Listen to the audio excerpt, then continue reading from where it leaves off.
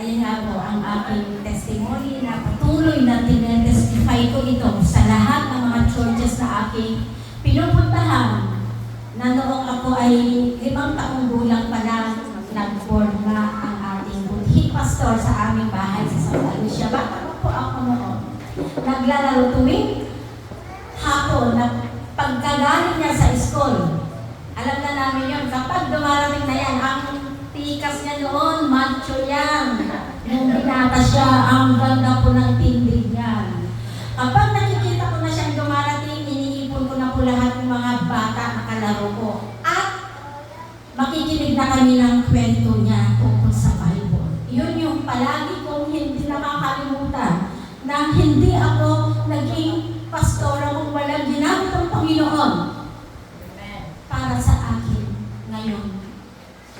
Hindi ko kayang tumayo po dito, pero sa tulong at biyaya ng Panginoon, nandun yung pagkatawag niya, kaawag isa sa atin.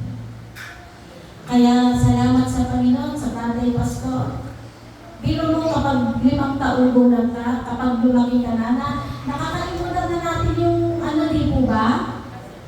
Yung mga ibang nangyari sa ating buhay. Kung tutuusin ako, nawala na sa isip ko na yung mga ganung tagpo. Until one day, nag-aral ako sa Bible School na yung mga tinatawag namin sa Old Testament, which is yun yung mga story about Goliath, about Haring Solomon, Haring David, ipinagkwento ni tatay. Kapag hawak na niya yung gitara, kakanta na kami. Magaling siya mag-gitara noon, oo. Kasi ginigitaraan niya kami pag ganun Tapos, naalala ko na, habang nagde-devotion kami, yung mga tagpo na yun, unti-unti pinaalala ng Panginoon na meron pa lang ginamit ng Diyos na pastor when I was only 5 years old. Doon, umiyak ako sa Panginoon, Lord, yung desire ng puso ko, gusto kong makita ang pastor na ito, help me. 1 taon po yung pinag-pray ko na mahanap ko. Praise God. Nakita ko. Nahanap ko. Bumari ko lang po, napakabuti po ng Panginoon. At best na best din po ako sa mga kapatid na nag-share ng Word of God, yung nagpatotoo kanina, na in season and out of season, i-share natin po ang gospel. Napakahalaga po yan. At bawat share natin, huwag tayo pipili ng ating share. Maging bata pa yan, pagdating ng takdang panahon ng Panginoon, ang seed, ang mga seeds na itanim natin sa mga bata. Ngayon, ang binigay ng Panginoon na ministry ko, puro po mga bata. Doon sa lugar namin na ang mga bata. Akala ko, noon wala akong gift sa mga bata. Gusto ko nang mag-preach, pero inaalala din ng Panginoon na minsan ako'y naging bata din. Na minsan meron din ginamit ng Lord para sa atin. Kaya purihin po, palakpakan po natin ang Diyos sa buhay ng ating butihang pastor po dito sa Bibigay. Maswerte po tayo. Meron tayong pastor na may passion talaga na magturo ng salita ng Diyos. Lalo na sa takdang panahon. Lahat ng ginagawa natin para sa Panginoon, hindi yan mawawalan ng kabuhayan. Amen? Yes. Hallelujah. Ang ating text po ngayon ay nasa Philippians chapter 3, verse 12. Ito po ang ating pagbulay-bulayan. Napakaganda po yung ating mga narinig mula pa kanilang umaga. Bless na bless po ako sa mga patutuo, sa ating pag-worship sa Panginoon. Talagang nakaka-bless po. Nakakawala ng problema, nakakawala ng pagod. Kaya nga ito yung nais ng Panginoon, to rest in His presence. Kaya mga kapatid, lagi nating asamin, lagi nating yung eagerness natin na pag Sunday nandito na tayo, maaga pa lang nandito na dapat tayo. Ready na tayo, huwag tayo magpapalit po sa Oras ng pagsambay sa araw na lang yan. Make the most of it, mga kapatid. Hindi yan mawawalan ng kabuluhan. Sabi po dito sa Filipos chapter 3 verse 12, hindi sa nakamtan ko na ang mga bagay na ito, hindi rin sa ako'y ganap na, ngunit sinisikap kong makamtan ang gantimpala sapagkat ito ang dahilan kung bakit ako'y tinawag ni Kristo Jesus. Tayo na po ay manalangin, Amang Banal. Maraming salamat po, O Diyos, sa presensya ninyo. Alam namin, Panginoon, na bago pa man kami dumating dito, nandito na po kayo. Hallelujah. Ito na po inyong mga salita na aming pagbulay-bulayan sa oras na ito. Samahan po ninyo kami. I can do nothing without you, Lord. Samahan po ninyo ang bawat isa. Yung wisdom po, Panginoon, ibuhos po ninyo sa bawat isa. At maunawaan namin, Panginoon, ang nilalaman ng inyong mga salita na ito. Wala kaming magagawa. Tunay nga, Panginoon, kung walang iyong pangunguna, ang iyong pagsama, Panginoon, lalo ng iyong banal na Espiritu, O Diyos, na siyang nakakakaroon ng lahat ng bagay. Salamat po, Ama. Salamat po sa dakilang pagpapala sa pangalan ng aming Panginoong Jesus. Amen. So dito ang ating pamagat ay pagsunod at paglilingkod. Unang puntos po ay ang pagsunod. Ano nga ba ang pagsunod? Ano nga ba yung tunay na pagsunod? Ang pagsunod ay bunga ng pagtitiwala. Amen. Amen? Ito ay bunga ng pagtitiwala, kaya mahalagang elemento ito, ang mahalagang elemento ito ay ang tiwala. Kaya mo sinusunod ang utos ay sapagkat nagtitiwala ka sa nag-uutos. Amen? Lalo na sa larangan ng ating kinabibilangan. Sa ating pananalig sa Diyos, pansinin natin na ang primary consideration sa pagsunod ay hindi mismo yung utos, kundi ang nag-uutos. Sino yung nag-uutos sa iyo? Diba? Kapag sinabi ng presidente, kapag may iniutos ang presidente, sumusunod lahat. Amen? Isang sulat lang, isang salita lang, sumusunod sila.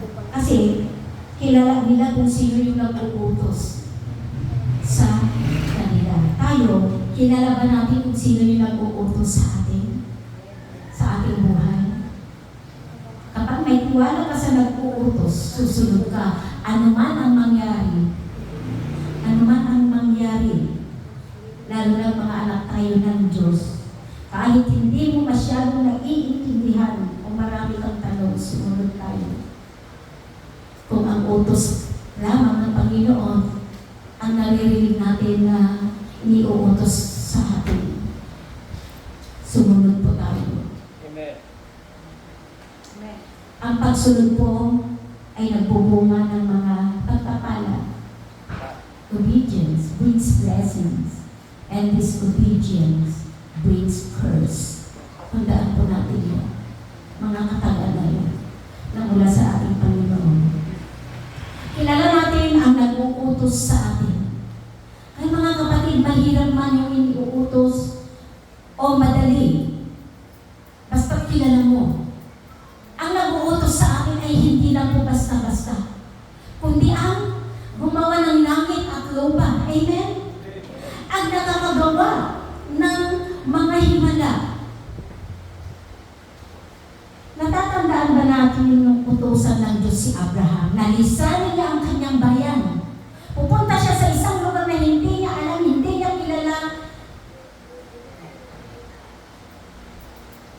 Lilisanin niya ang kanyang tahanan. Si Abraham po, mayaman, kilalang tao po yan sa kanilang lugar. Marami siyang ari-arian, marami siyang kayamanan. Hindi siya nagdalawang isip. Nung sinabi ng Panginoon na lilisanin mo ang iyong bayan, pumunta ka sa bayan na ito, sumunod ka agad sa Abraham.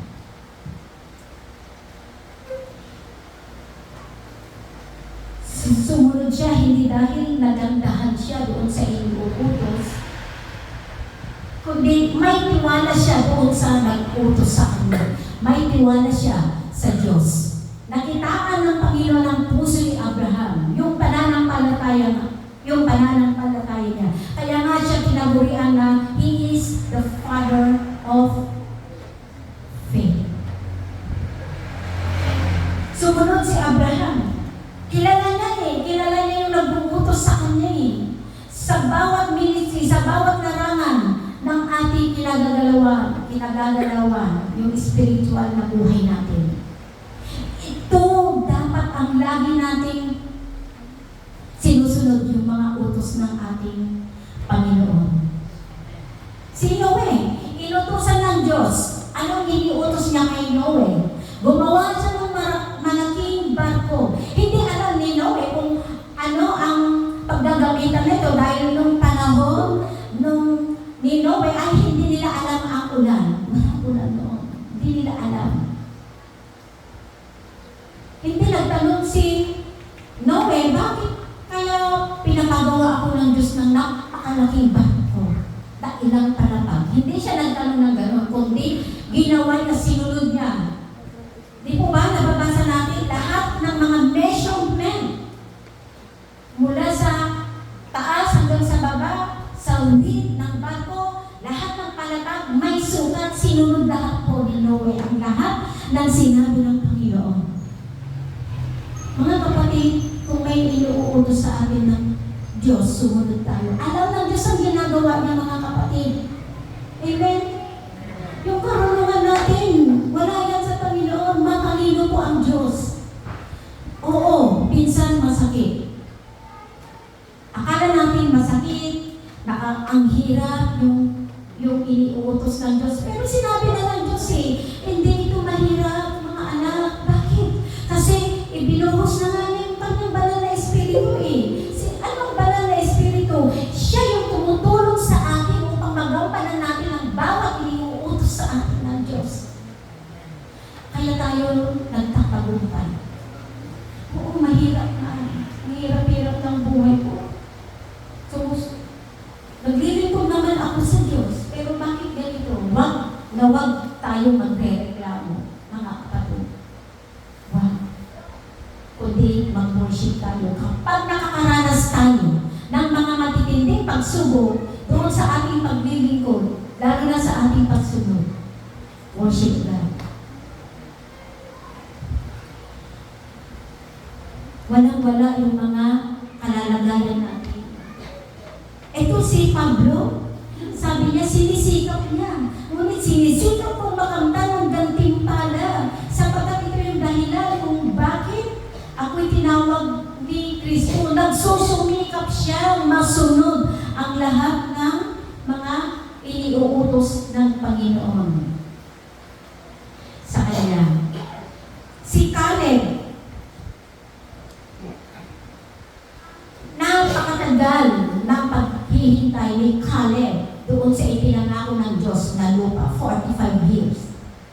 Tayo po ba? Yung mga pangako ng Panginoon na inaasam natin, hindi po yan as if magic na bukas, makalawa, hindi po. Kasi kailangan po natin antayin yung takdang panahon ng Diyos. Amen? Katulad yung the first miracle of Jesus Christ, water into wine. Ano ang sabi ni Maria nung wala nang wine? Wala nang wine na inumin ng tao. Sabi ni Maria kay Jesus, anong sagot ni Jesus kay Maria? Ginang, hindi pa, wala pa sa takdang panahon. Hindi pa napapanahon yung paggawa niya. Kasi that time may ginagawa pa ang Panginoon. So, kailangan natin antayin yung perfect time ng Panginoon. Kailangan natin sumunod sa pagkakarating ng Panginoon.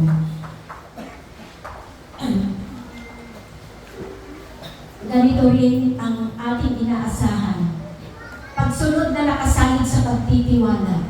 Kailangan, tingnan niyo po si Abraham, noong sumunod siya sa Panginoon, may kalakip yun na pagtitiwala.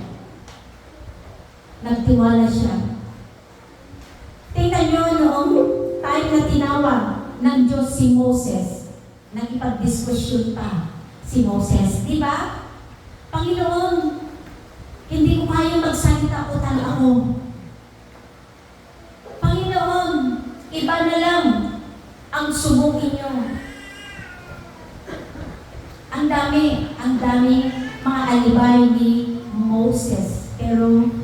Si Abraham, kay Noe, kay Caleb, sumunod lang sila. Sumunod lang sila ng sumunod sa Panginoon. At dito sa ating teksto, ang pagsunod na nakakapagpaligaya sa Panginoon ay una, tuloy-tuloy. Tuloy-tuloy lang tayo mga kapatid. Todong-todo. Bigay na bigay at lagi tayong maalam. Sino yung palaging maalam sa paglilingkod sa Diyos? Higit lalo ngayon mga kapatid na alam natin na malapit nang dumating ang Panginoon. Tayo ba'y handa na? Tayo ay dapat na hindi na magpatumpik-tumpik pa. Kailangan ibigay na natin yung pinaka-todo. Pinaka the best. Diba? Doon sa larangan ng marathon. Diba? Takbuhan sila hanggang doon sa finish line. Na the more na lumalapit na sila doon sa finish line, the more na yung energy nila. The more na nagsusumigasit sila sa lakas ng takbo nila.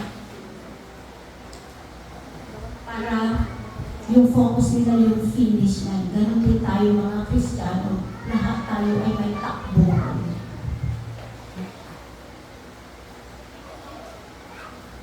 Lagi tayong maalam. Sabi nga, di ba, sa ating teksto, sinisikap kong makamtan ang gantimpala. Meron tayong gantimpala mula sa Panginoon. Dito nga sa mundo, napakalaking gantimpala ang naghihintay sa lahat ng mga sa unang makaka-reach ng finish line. What more sa Panginoon na kayang ibigay ang good and perfect. Amen? Kaya dito, gusto kong gamitin ang salitang nagsusumikit. Nagsusumikit sa pagsunod. Nagsusumigasit. Magkalakit po kasi yan eh. Kalakit po yan. Ang root word dito ay sakit. Hindi po, ang paglilingkod natin, mga kapatid, ay hindi bed of roses. Anong sabi ng Panginoon noon? Take up your cross daily and follow me. Hindi na sinasabi na sumunod kayo sa aking mga anak at punta tayo, apan tayo makipunksyon, apan tayo makibirthday. Hindi. Ang pangako ng Panginoon, take up your cross daily. Araw-araw po yan mga kapatid, ay marami tayong mga cross na pagdadaanan. Mayroon tayong mga cross na binubuhat. Amen? Kailangan maging magsumigasig tayo, lalo na sa panahon ngayon. Malapit na ang pagtatapos ng kasaysayan natin sa mundo. Yung part 1. Sino ang nais na makarating dun sa part 2? Aba, ilan lang yung gusto. Prating doon sa pinagsusumikapan.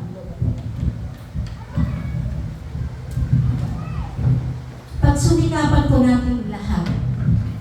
Dahil ang Panginoong Jesus nagsikap na mapalo, nagsikap na mura-murahin, alipustahin, tiniis niya ang lahat ng iyon. Nagsikap siya na ibigay ang sarili niya doon sa cross ng Kalbaryo para ikaw at ako ay magkaroon ng ganap na buhay. Sa tunay na pagsunod, naroon ang sakit, sakripisyo, at higit sa lahat, matyagang naghihintay. Tayo po ba'y nagtsatsagang naghihintay sa pagdating ng ating Panginoon at Hari ng mga hari? Amen. Dapat natin mas malakas ang amen natin kung tunay na tayo ay handa na sa ating paghihintay. Are we ready to meet thy God? Amen. Napupagbalay ng isang lahat ng amen. Napakahalaga sa pagsunod ang matyagang paghihintay mga kapatid.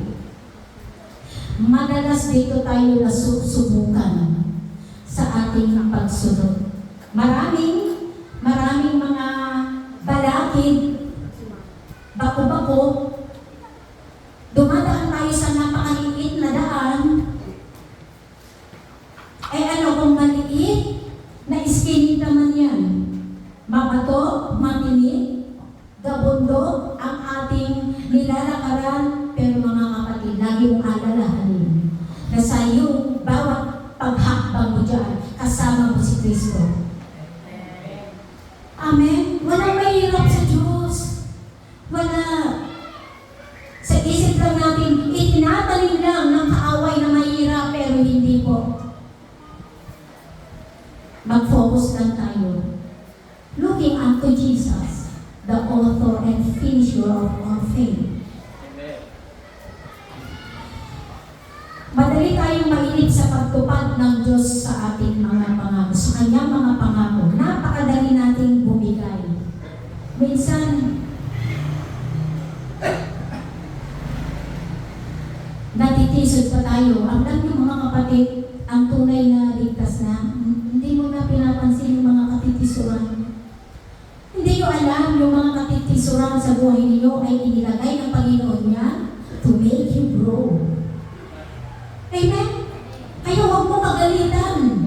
Huwag kang sasama ang loob mo, yung instrumento ng Panginoon. Para sa iyo yan, para sa atin yan, mga kapatid. Hindi lahat ng masama na nangyayari sa akin ay masama talaga. Napakaganda. Doon sa likod ng masama na yun, napakaganda ng plano ng Diyos. Diba si Caleb na naghintay siya 45 years bago nakamtan ang ipinangakong lupain ng Diyos. Huwag tayong manghinawa. Huwag tayong manghinawa, mga kapatid, sa paglilingkod. Habang hinahantay natin ang lahat ng pangako ng Diyos, libo-libo po ang pangako ng Diyos. Kung meron ng tinugon ng Panginoon na mga pangako niya, praise God. Kung wala pa, yung iba may pinangako niya, praise God. He make all things beautiful in its time. God's time. Sa napakahabang paghihintay natin, kailanman ay hindi dapat tayo manghina o manlamig. Sa 45 years na paghihintay ni Caleb, hindi siya nanghina, mga kapatid, patuloy siya sa pagsunod sa Panginoon. Hallelujah. Pangalawang pagsunod na nakakapagpaligaya sa Panginoon, complete hanggang sa finish line. Kailangan ma-reach natin ang finish line na iniatan ng Panginoon hanggang sa wakas.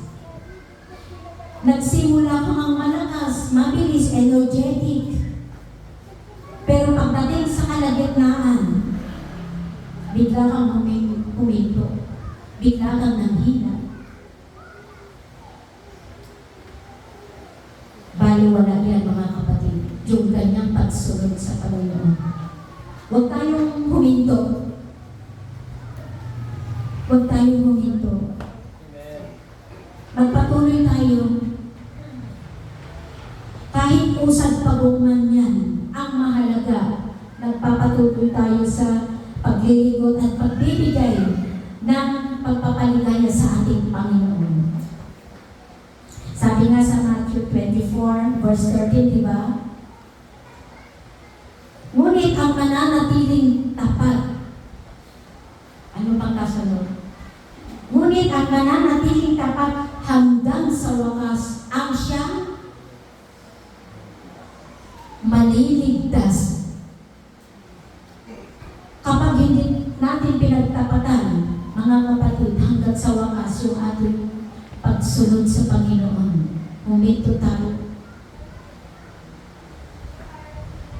Hindi yan nakalulugod sa Panginoon. Sabi nga sa Biblia, di ba? Kung tayo ay tumalikod, hindi siya masaya. Kailangan maging masaya sa paglilingkod. Kapag nakita ng Diyos na tayo ay hanggang sumubok, alam ng Diyos kung ano yung ating puso. Handa siyang gumawa ng himala sa ating buhay. Kung titingnan natin, napakadami ang mga himala na ginawa ng ating Panginoon sa Biblia. Ang susi lang dito is obedience. Obedience is the secret of all miracles. Pagsunod natin sa Panginoon na nakakagawa ng himala. The opening of the Red Sea, di ba alam natin yun? Yun yung natatandaan ko na na itinuturo ng aking tatay pastor. Tasan pa nagpalasin. Jay-bay-bay na nalagpang ka na Red Sea. Kung natin kantangin, insuro ni tatay pastor, hindi limang taon ako, naglangoy da na tawen do naglayag da saan. Diba tatay pastor? Kung sige, kas ginagibitaman na, Tijus, pinagangin na napiksa, kita dalong nagwaknik da, dagiti tao nagnada, dagaan namada. Amen! Hindi makakalimutan ang isip ko yung mga awit na tinuro sa amin ng aking tatay pastor. Hallelujah! Yung ate ko naman, awan at suksukin. Yung kapatid ko yan. Kapag, nung wala na si pastor doon sa amin, mga high school na kami, meron akong uncle na talagang magaling ng maggitara. Magaling yung kapatid ng aking nanay na nag-isang lalaki. Awan at suksukin. Kinakanta po namin yun. Kahit nawala na si tatay pastor doon, patuloy namin inaawit na mga bata, yung mga awitin yun. At dito, patuloy tayong maglikod. Kung huminto si tatay pastor, high school siya noon, tayo po, high school yan si tatay pastor noon. Kung nag-focus si tatay pastor sa buhay dito sa sanlibutan, walang mga seed na naitanim, pero praise God, sumunod siya sa Panginoon at maraming mga kaluluwa ang nadala sa Diyos. Hallelujah. Hallelujah. Kaya dito, sabi dito, tuloy-tuloy, todo-todo, bigay na bigay at laging maalab. Yung unang, nakakapagbigay ng ligaya sa Diyos. Pangalawa, complete hanggang sa finish line, hanggang sa wakas. Kaya, wala tayong maitadahilan sa Diyos. Wala po.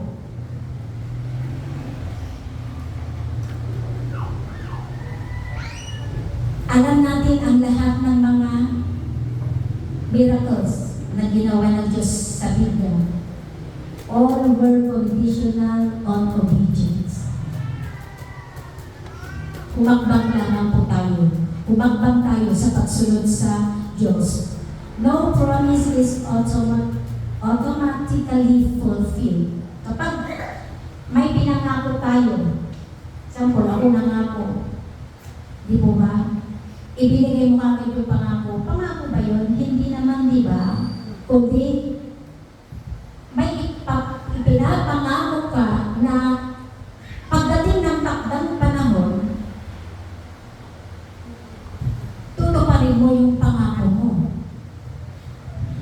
Kaya dito, ang Diyos ang nangangako sa atin.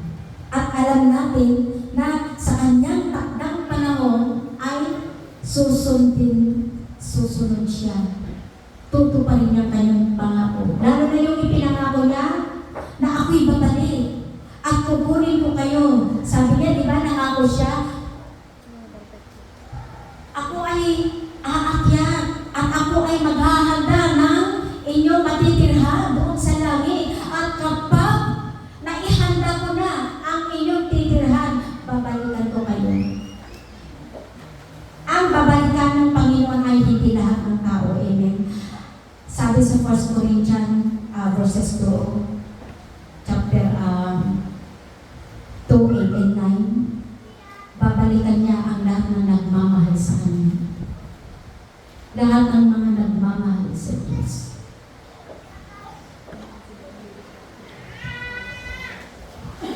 Kaya kailangan maging handa po tayo sa ating pagbabalik sa Panginoon. Libo-libo ang mga pangako ng Diyos at alam natin yan. Nababasa natin, naririnig natin.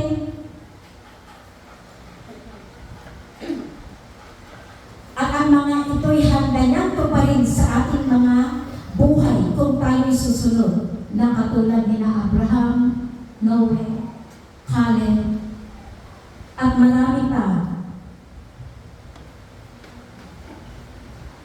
Ang pangalawang puntos natin ay paglilingkod. So dito, kung ang pagsunod ay bunga ng pagtitiwala, ang paglilingkod naman ang kapahayagan ng pagtitiwala.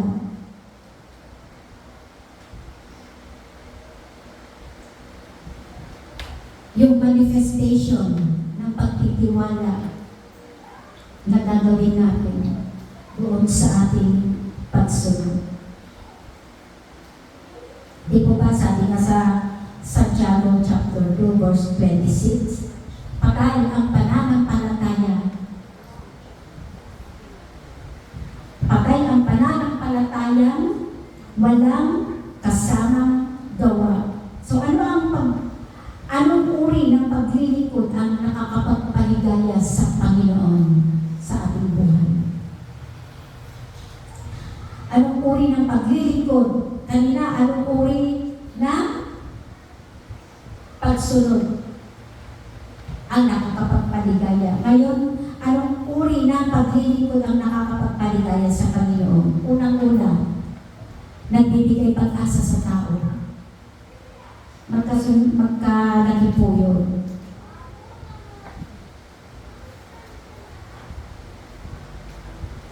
We have to bring the message of hope to people. Katulad ngayon, ginawa ng kapatid.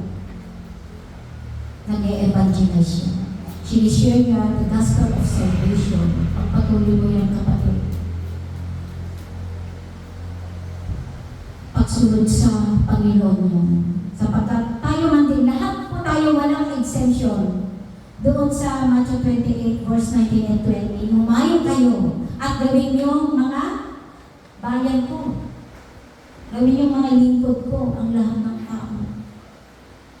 Pero may pinangako ang Panginoon. Doon sa pag-utos ng Diyos yun, may kasama palaging pangako ang Panginoon. Ano yung pinangako niya?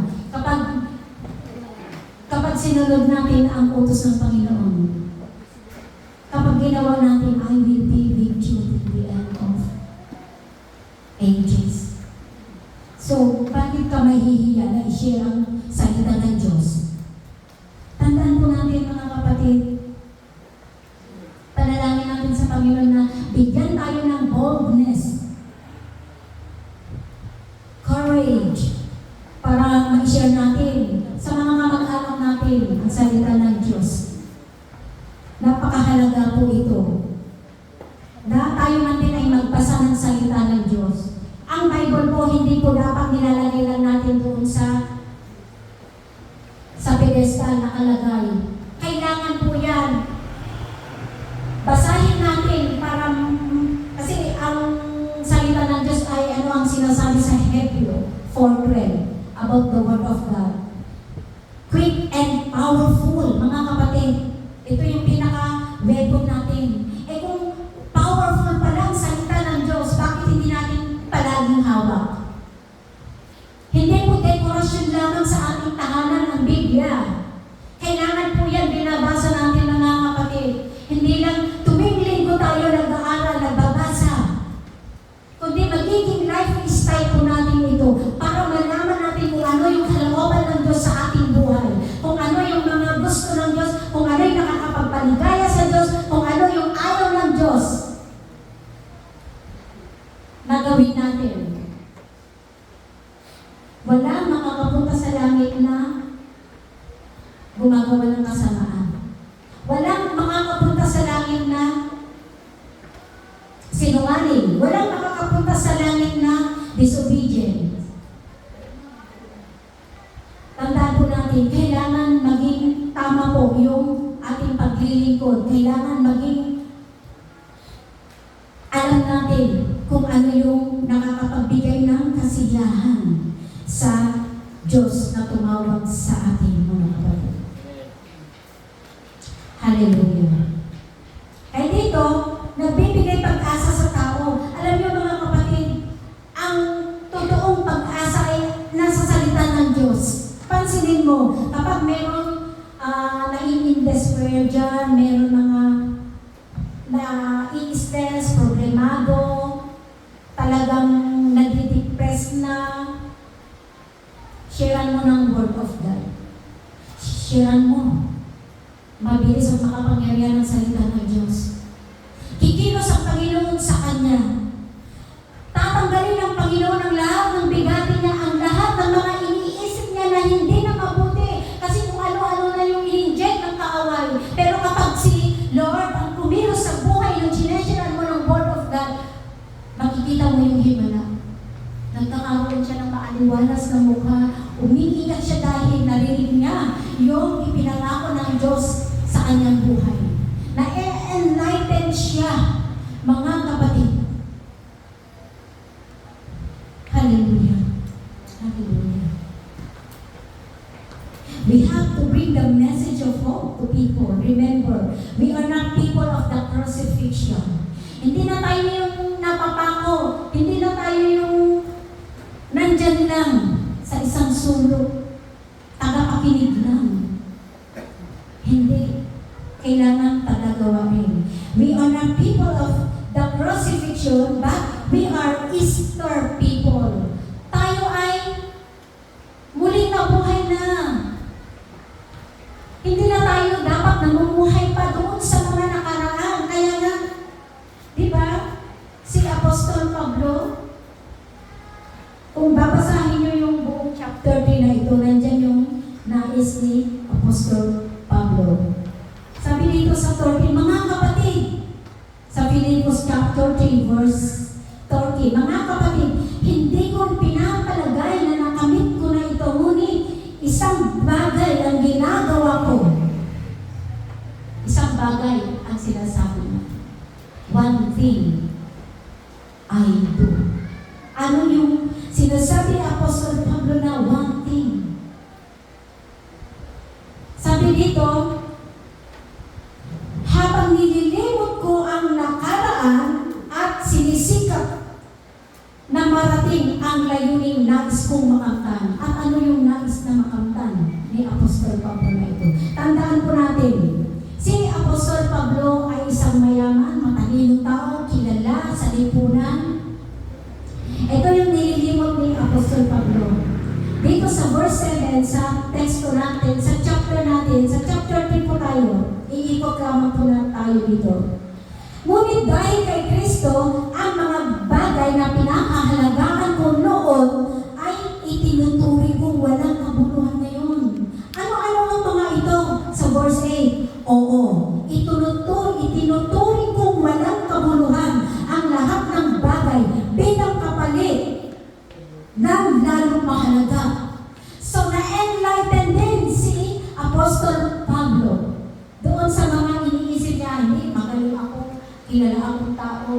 Tandaan natin, isa rin siya sa mga, nag-iisa siya sa pagpatay kay Esteban, yung pagbabato kay Esteban. Kaya dito, ang pagkakila, ano yung sinasabi niya dito, itinuturi kong walang kabuluhan ng lahat ng bagay bilang kapalit ng lalong mahalaga. So, na-enlighten sa Apostol Pablo at nakita niya kung ano yung pinakamahalagang bagay na dapat niya i-focus.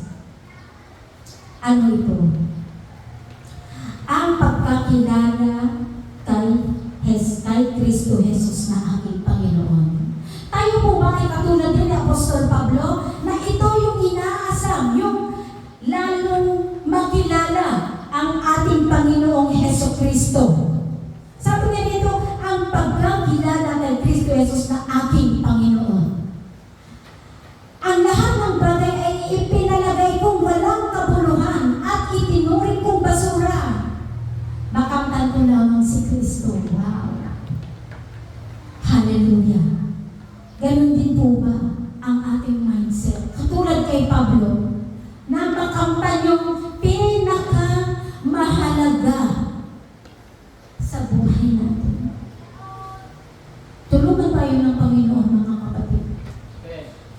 Tulungan tayo ng Panginoon upang yung ating pagsunod, paglilingkod, ay makakapagbigay ng puri, kaligayahan, kasayahan ng ating Panginoon na tumawag sa atin, nagbuwis ng buhay para sa atin. At sabi pa dito sa verse 9, ang lubos na makipag-isa sa Kanya. Mga kapatid, kailangan, ano yung wanting idol ninyo? Ilagay natin sa isip, ano yung wanting idol? Kailangan ito ang ilagay natin sa wanting idol natin sa Panginoon. Lubos na makipag-isa sa Kanya. Kapag nasa sanlibutan ka, nakasama kay Kristo ka, hindi po nalulugod ang Diyos. Ang ating pagiging matuwid ay hindi sa pamamagitan ng pagsunod sa kautusan. Tandaan natin, kung sa pagsunod sa kautusan lamang si Apostol Pablo, magaling po yan. Magaling po sa Apostol Pablo sa pagsunod ng kautusan noong wala pa siya sa tunay na pananampalataya. At dito, mababasa natin, akyat po tayo sa chapter 3, verse 4. Ang totoo, ako'y may sapat na dahilan upang panghawakan ang mga physical na bagay. Kung tayo ay humahawak, ina-embrace natin sa ating buhay yung mga physical na bagay sa mundo na ito. Kung iniisip ninyo man na siya'y may katuwirang umasa sa ganitong mga bagay, lalo na ako, sabi ni Apostol Pablo, lalo na ako. Verse 5, ako'y pinuri sa ikawalong araw, wala nang ako'y isilang. Ako'y isang tunay na Israelita, buhat sa angka ni Benjamin, at totoong Hebreo. Kung pagsunod naman sa kautusan at pag-uusapan, ako'y isang Pariseo. Tandaan natin, mababasa natin sa Biblia kung paano sumunod ang mga Pariseo sa kautusan. Pero ang mahirap, hindi nila ginagawa ng tama ang kanilang pagsunod sa kautusan. Ritual lamang ang kanilang pagsunod. Hindi ganyan ang nais ng Panginoon ng pagsunod natin sa Diyos, mga kapatid. Kung paano sinunod ng ating example, ang model natin si Jesus Christ, huwag na tayong tumingin sa iba, si Jesus Christ. Sinunod niya ang Ama na mapako sa cross, maghirap para sa ating Panginoon, para sa ipapakatawan ng ating mga kasalanan. Sumunod ang Panginoon para sa kapakanan natin. Maging tayo man din ay sumunod sa ating Panginoon para sa ating buhay. Ay dito, sabi dito, ang pagiging matuloy ko ngayon ay sa verse 9, at lubos na makipag-isa sa Kanya, ang aking pagiging matuloy ay hindi sa pamamagitan ng pagsunod sa kautusan.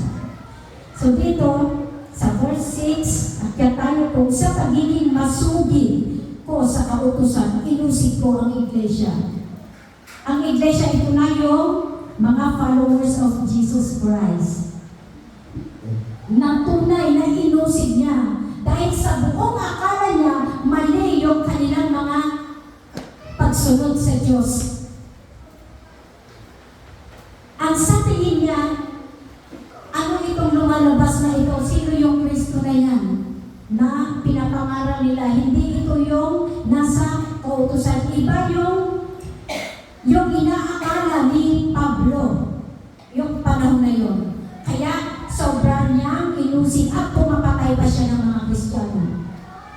Titingnan niyo, kung titingnan ninyo yung nakaraan ni Apostol Pablo, marami siyang mga nakaraan na sinisikap niyang palikuran. Sabi nga, diba sa verse 13, habang nililimot ko ang nakaraan, kung sino siya, kung ano yung mga ginawa niya,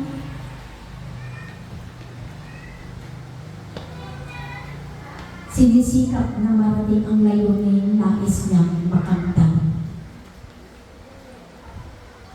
Ang tanging hangarin ko, sabi dito sa verse 10, ang tanging hangarin ko ngayon ay lubusang makilala si Kristo.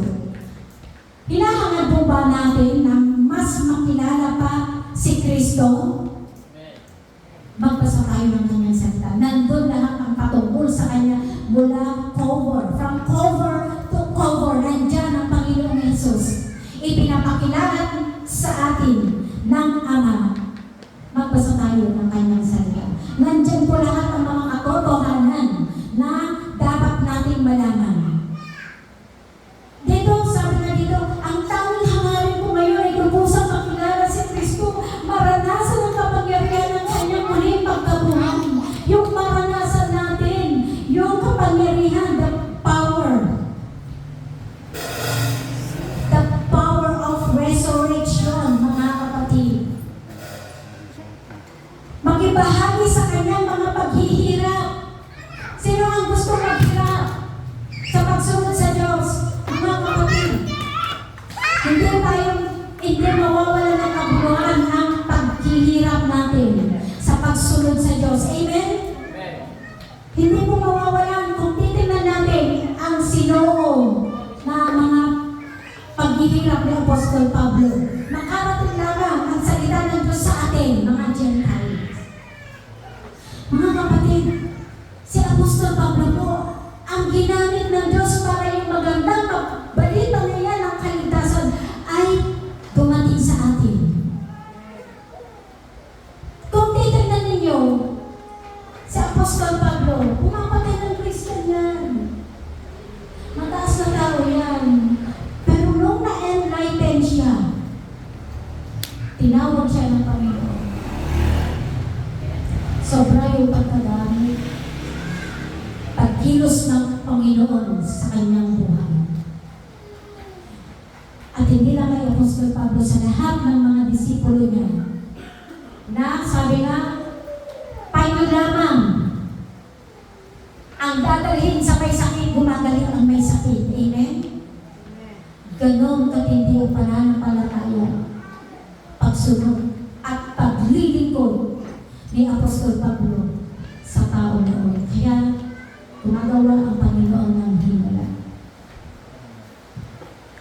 Kaya nga sabi niya, nililimot ko ang nakaraan at sinisikap na marating ang layunin ko, layunin nais ko magkamtan.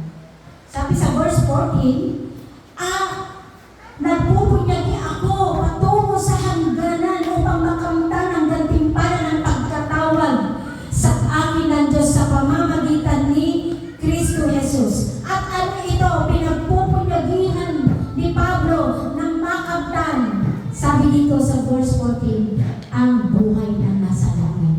Amen? Hallelujah! Sinong nais na makarating sa langit? Amen! O konti lang. Yung nag-amen. Konti lang yung nais pumunta ng langit. Mga kapatid, yung mga nag-amen, hindi tayo makikita-kita doon. Kailangan maging handa tayo. Ihanda natin yung ating sarili. Ito pa, nandito na tayo mga kapatid. Malapit na tayo sa finish line. Kailangan magtuloy-tuloy tayo sa pagsunod at paglilingkod sa Diyos. Tingnan mo nga si nanay mo, 90 years old na, hindi namin alam. Ang Diyos lang nakakaalam kung marireach out namin yung ganyang age.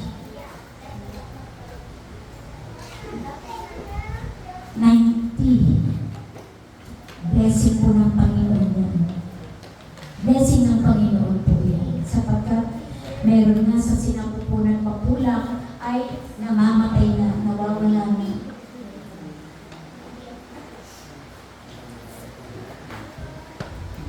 Pangalawa, hindi nasusukat sa dami, kundi sa kalidad. Yung ating paglilingkod, hindi pwede yung napakadami ka ng miyembro sa church. Pero kung titingnan mo naman ang mga attitude, mga katulad ng mga unbelievers, mga kapatid, kailangan maiayos natin ang ating mga pag-uugal.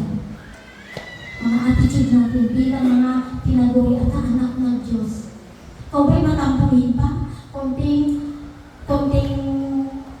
ano lang, nagtatampo ka na. Ito na yung panahon na hindi uso ang mag-backslide, mga kapatid, mga kabataan. Kung nag-break kayo ng girlfriend, boyfriend mo, hindi ka na magpapatuloy, maglulumok ka na lang, magmumukmok. Si Kristo ang ilagay niyo sa puso niyo. Amen. Unahin niyo na mahalin ang Panginoon, ibigay ng todo. Tayo'y may tinatawag na functional society. Ang halaga ng tao ay sinusukat sa dami ng kanyang titulo. Totoo yan. Sa lipunan natin, sa larangan ng politika, higit lalo. Tingnan nyo, ang daming nakalagay dyan, yung mga experiences nila, kung ano yung mga nakamit nila, nakalagay natin, di ba? Nakikita natin nyo, kapag butuhan, nandyan lahat. Nakalagay dyan. Ito yung tinatawag na functional society. Ang halaga ng tao ay sinusukat sa dami ng kanyang titulo at sa dami ng kanyang responsibilities. Ngunit sa Panginoon, hindi sukatan ang numero, kundi ang uri ng paglilingkod. Kahit tagapunas ka ng upuan, mga kapatid, kahit araw-araw, linggo-linggo, kapag may gawain, basahan lamang ang hawak mo, pinupunas. Kapag ginawa mo yan kay Kristo, higit pa sa dami ng mga accomplishments mo. Ang tinitingnan ng Panginoon yung quality ng ating pagsunod, quality ng ating paglilingkod sa Kanya. Hindi siya basta-basta, mga kapatid. Kung ang mga presidente, mga congressman, lahat, kagawad, mayor, sinusunod natin ng may pagpapakumbaba, sumusunod tayo sa mga, di ba? What more? Mga kapatid, what more doon sa nagligtas sa atin? Si Jesus. Yan yung ilagay natin sa ating puso. Kaya nga, dito, hindi sukatan sa Diyos ang numero, kundi yung quality ng ating paglilingkod. Ako, nagpa-pioneering ako, may pioneering church ako. Madaming bata, puro bata, iilan lang yung mga elders. Kapag service, kasi sa umaga, yung mga matatanda, ilan lang, mga 10, sa hapon ang mga bata naman tinuturuan ko. It takes a lot of patience. Pero si Lord ang magbibigay sa atin ng pasensya. Mahabang pasensya para magampanan natin ang pagkatawag natin kung ano yung function natin sa ministry, sa upasan ng Panginoon. Tingnan natin kung ano yung itinatawag ng Diyos na doon tayo mag-focus, mga kapatid, at mahalin natin yung ministry na yan. Kahit iisa man yan, dalawa, pag sumakitan natin yan. Kaya dito, sabi dito, pansinin ang verse 13. Sabi dito, ngunit isang bagay ang ginagawa ko.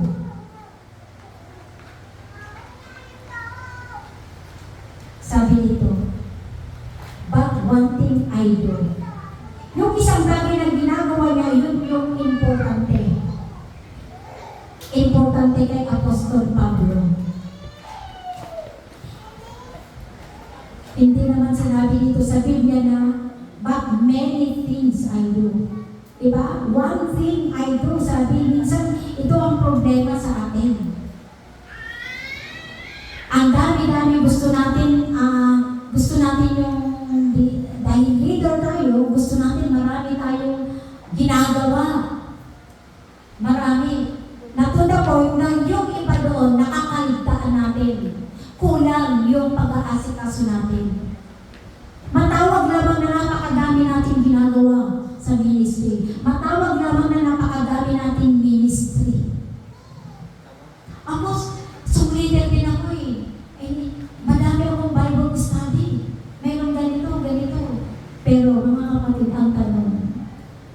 po ba yung ating paglilingkod? Quality po ba yung ating ginagawa sa larangan ng pagsunod at paglilingkod? Tandaan po natin, nakikita ng Diyos ang ating puso. Di mahalaga sa dami, kundi kahit isa man lang yan, kung totoo. Dahil sa karamihan ng ating ginagawa, ang resulta ay puro hilaw. Low quality. Kahit isa lang yan, mga kapatid, ginagawa natin. If we do it with passion, kailangan may passion tayo doon sa ginagawa natin. If we really give our best. Napakahalaga. Napakahalaga yan. Bigay natin ng todo ang paglilingkod natin, then God will be praised. Amen? Mapupraise ang Panginoon na kahit iisa man lang yan, ginagawa mo para sa Panginoon. Hallelujah. Pangatlo, laging nagbibigay ng credit kay Lord. Glory kay Lord. At karangalan kay Jesus na siyang tumawag at nagsugo sa atin upang maglingkod. Hindi tayo magtatagumpay, mga kapatid, kung hindi tayo tinawag ng Panginoon na gawin ang kanyang iniuutos. Kaya tayo, bawat isa meron iniuutos ng Diyos sa atin. Amen? Amen. Kung sa pagpapahayag ng salita ng Diyos, sa kilala mo o hindi, gawin mo yan ng may pagmamahal, may passion, may compassion. Sapagkat ginawa na rin yan ng Panginoon Jesus. Ginawa niya yan sa atin.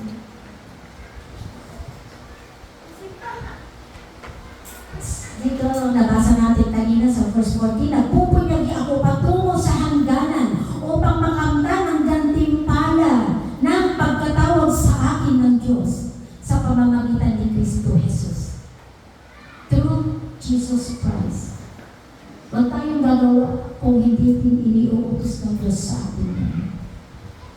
Mapapagod lamang tayo, failure, ano yung kinakaharap mo?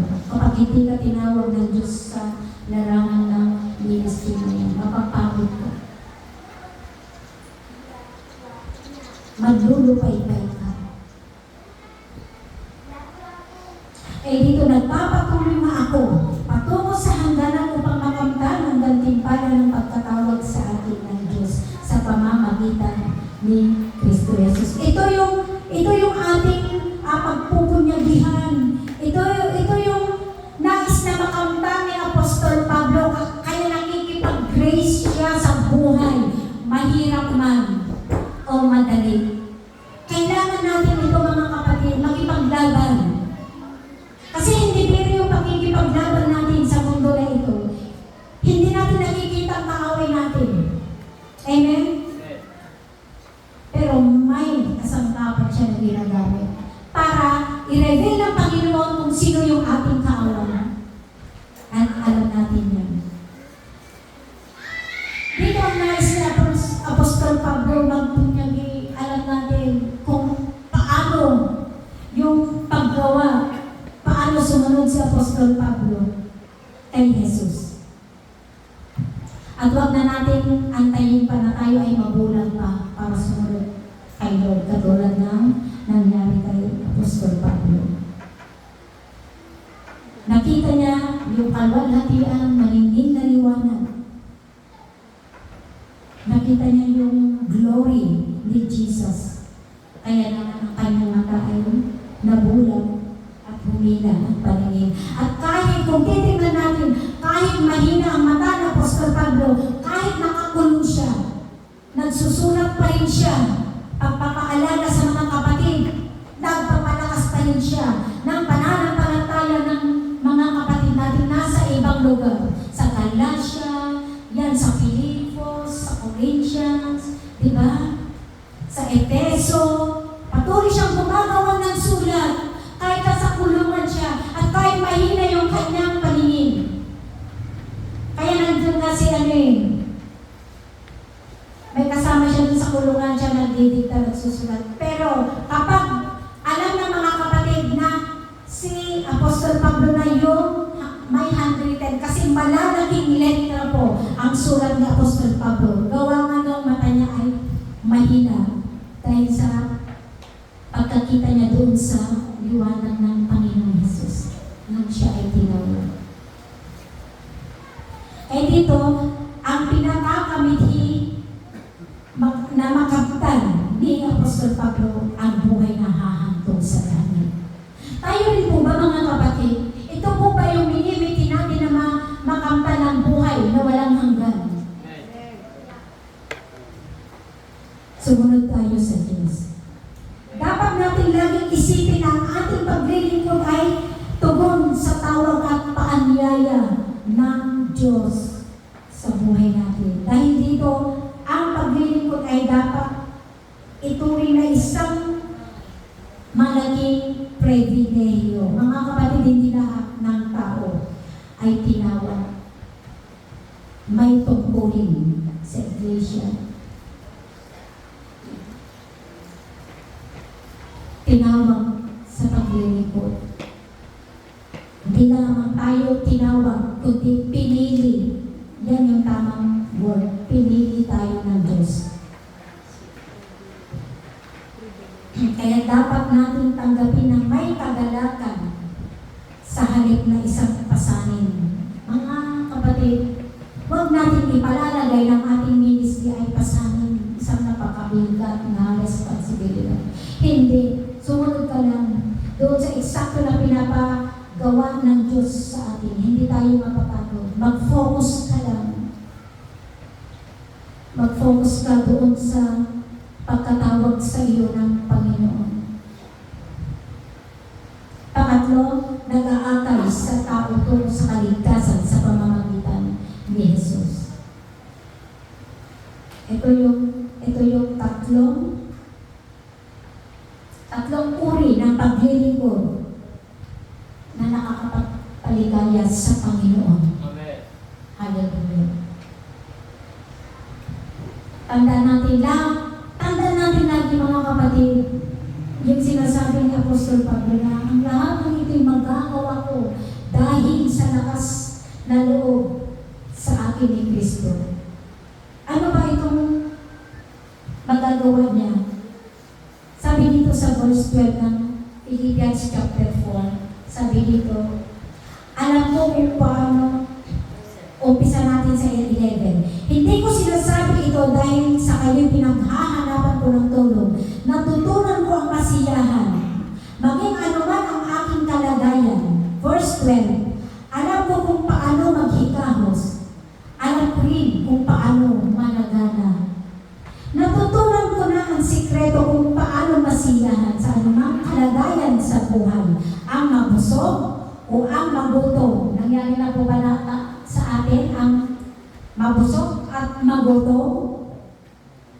Si Pablo naranasan niya ang managana o maghirap.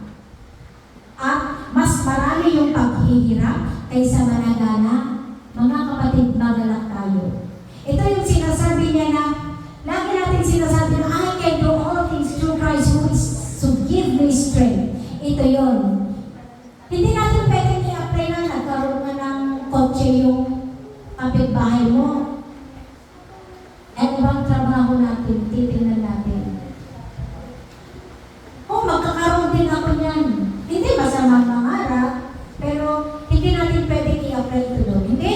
I can do all things through Christ.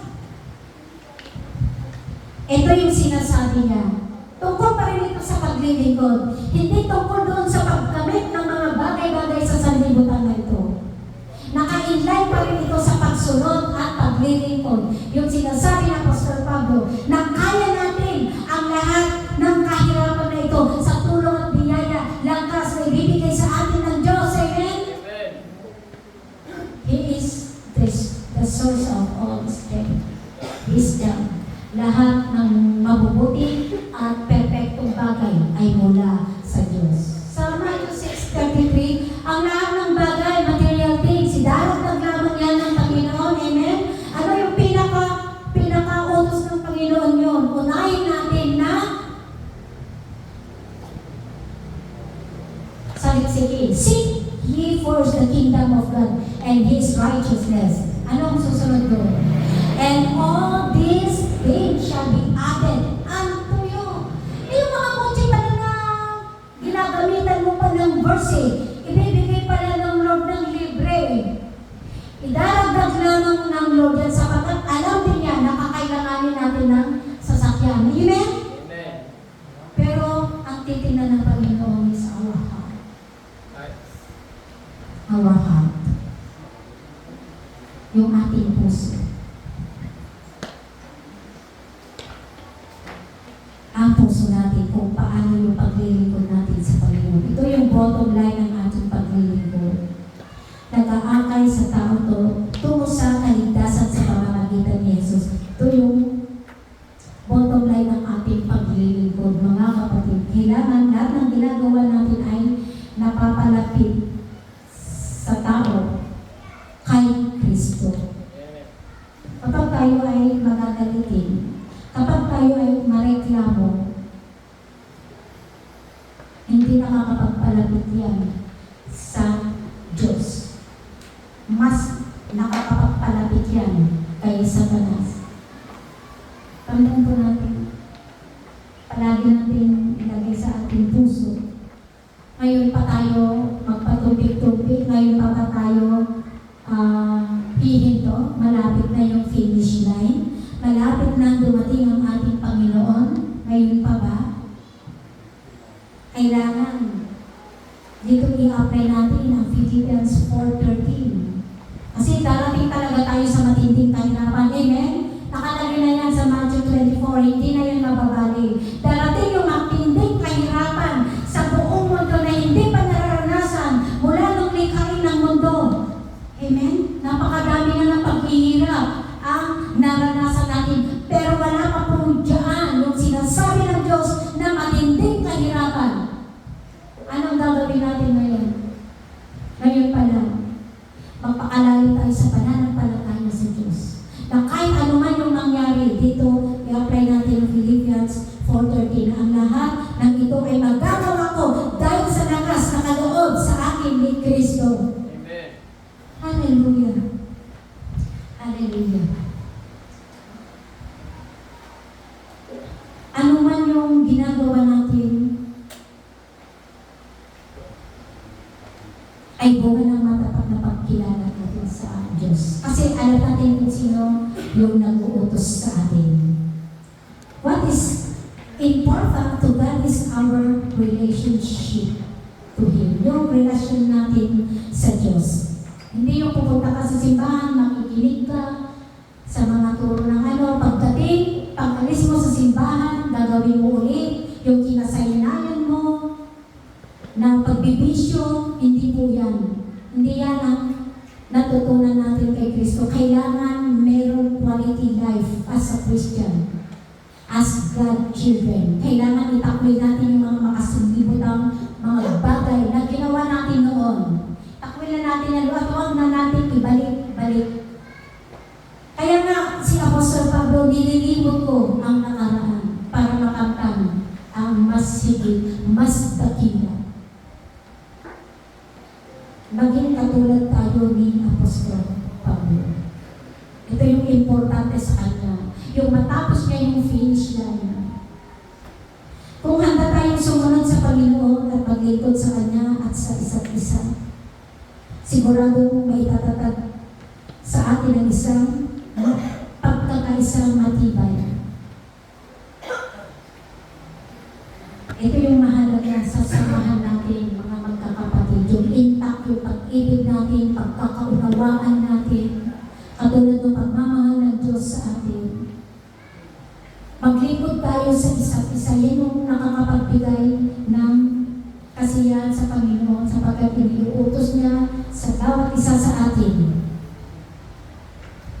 na maglingkod tayo, ipanalangin ng bawat isa. Ang pagkakaisa, ang pinakamatibay na patotoo ng tayo ay mga tagasunod ni Kristo. Paano kung tayo ang mga tagasunod niya? Tayo mismo yung nag-aaway-away, nag-chichismisan, hindi nagtutulungan. Hindi natin maipipresent si Kristo sa unbelievers sa mundo kung tayo mismo ay nagkakagatan. Sabi nga, di ba? Apostol Pablo,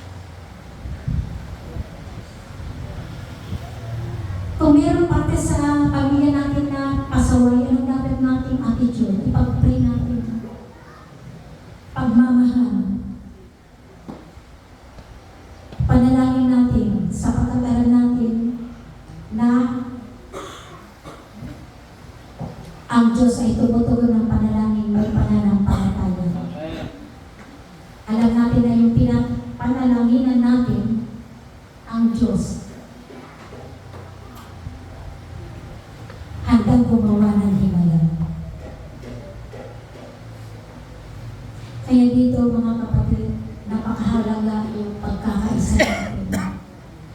Pakita natin sa sarili ko na tayo ay umiilaw. Diba inutos din ng Lord sa atin na tayo ay umilaw sa mundo na ito?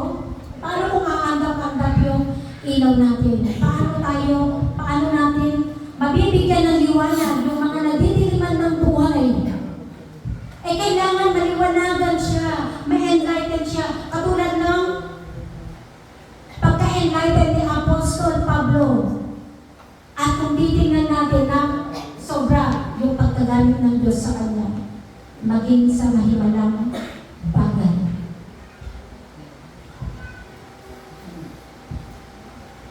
Mas lalo ngayon magsuwigasig tayo sa pananampalataya, sa mga lola.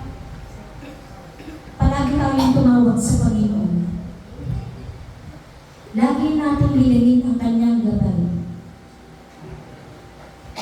Kailangan tayong magkaisa sa ating mithiin sa buhay. Yung hahantong doon sa langit, sa hangganan. Kaya sa verse 15 sabi nito, ganyan ang dapat maging kaisipan natin mga matatatag na sa pananampalataya. Tayo po ba'y matatag na po sa pananampalataya? Sabi sa verse 15, kaya kailangan ganito yung ating magiging kaisipan. Katulad ng kaisipan ni Apostol Pablo. Kung hindi ganito ang inyong pag-iisip, sabi dito sa verse 15, ipapaunawa yan sa inyo ng Diyos. Matuto lamang tayong makinig.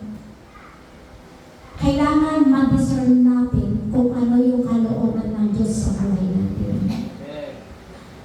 Hallelujah. Sa verse 16 sabi dito, ang mahalaga ay panghawakan natin ang ating nakamtan na. Nakamtan na! Past tense na ito, mga kapatid, nangyari na ito.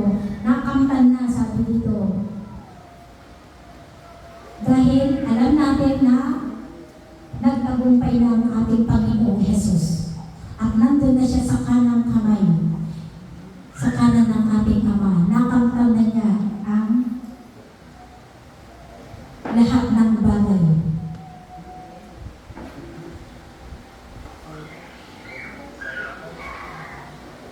Ito yung mahalaga na panghawakan natin, ang ating nakamtan na. Ang buhay, ito yung nakamtan natin ang buhay na walang hanggan. Amen. Sino pa po ba ang may doubt dito na siya ay meron na ang buhay na walang hanggan? Sa langit. Kaya kailangan mga kapatid, ligtas na tayo. Binigyan na tayo ng buhay. Nakamtan na natin ang tagumpay. Ay dito, sabi sa verse 17, mga kapatid, magkaisa kayong tumulad sa halimbawang ipinakita ko sa inyo.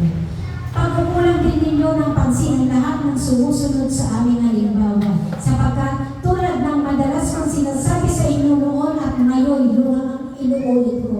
So sa Apostol Pablo, kahit nasa kulungan siya, ulit-ulit siya nagbibigay ng mga mensahe mula sa Panginoon. Paulit-ulit, huwag tayong magreklamo na, narinig ko na itong mensahe na ito dun sa paulit-ulit na lang yan, alam na namin yan. Hindi, mga kapatid. Dahil hindi nakakasawang pakinggan ang salita ng Diyos. Amen? Mas paulit-ulit nating naririnig, mas tumatatag tayo, mas lumalakas tayo kapag paulit-ulit natin pinapakinggan ang lahat ng salita ng Diyos. Lahat ng kanyang mga pangako.